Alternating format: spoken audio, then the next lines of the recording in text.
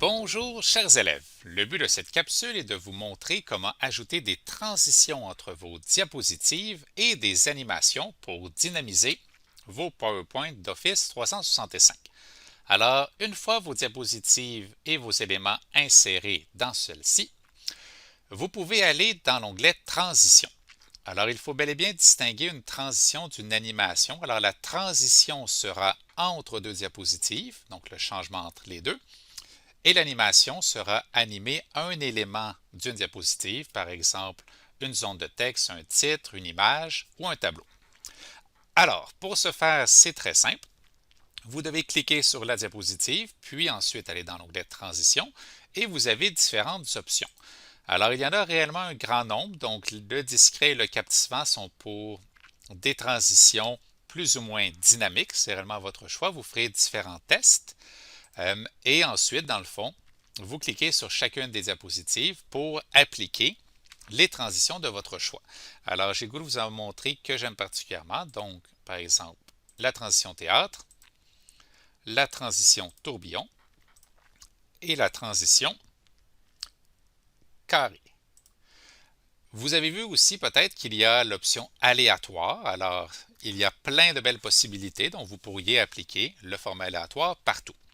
Alors, vous voyez justement qu'à droite ici sur la bande, une fois ma transition choisie, je peux choisir certaines options, donc à partir de quel sens je veux qu'elle s'applique. Je peux changer la durée de la transition et je peux l'appliquer partout, donc à toutes les diapositives. Pour visualiser mes choix, vous pouvez aller dans Diaporama et ensuite cliquer soit à partir du début ou à partir de la diapositive actuelle. Sinon, il y a un raccourci ici en bas à droite pour activer le diaporama. Alors, moi, je vais cliquer sur la première et démarrer du début. Alors, mon diaporama va s'ouvrir et maintenant, je peux visualiser les transitions. Alors, voici le théâtre, voici le tourbillon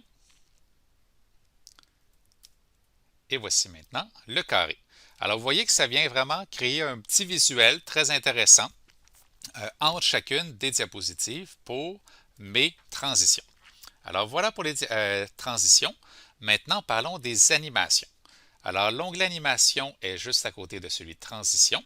Alors, je vous rappelle que pour créer des animations, vous devez tout d'abord cliquer sur l'élément que vous souhaitez animer. Donc, c'est pour ça que les fonctions ici sont désactivées pour l'instant. Donc, dans ma deuxième diapositive, je vais par exemple animer mon image.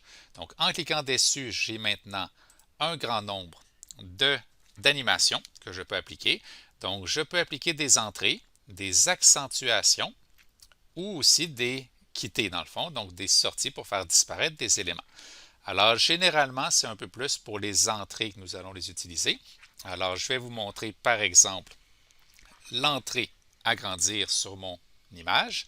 Quand j'applique une animation, cela fera en sorte qu'elle sera cachée lorsque ma diapositive s'affichera, mais dès que je cliquerai, elle pourra s'afficher. Et je vais aussi cliquer sur mon tableau pour appliquer une insertion furtive.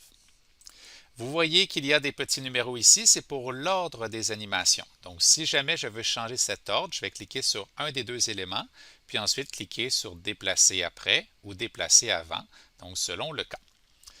Je vais aussi, dans ma diapositive numéro 3, appliquer ici, sur ma zone de texte, un petit quitter, comme ils appellent, ou une sortie.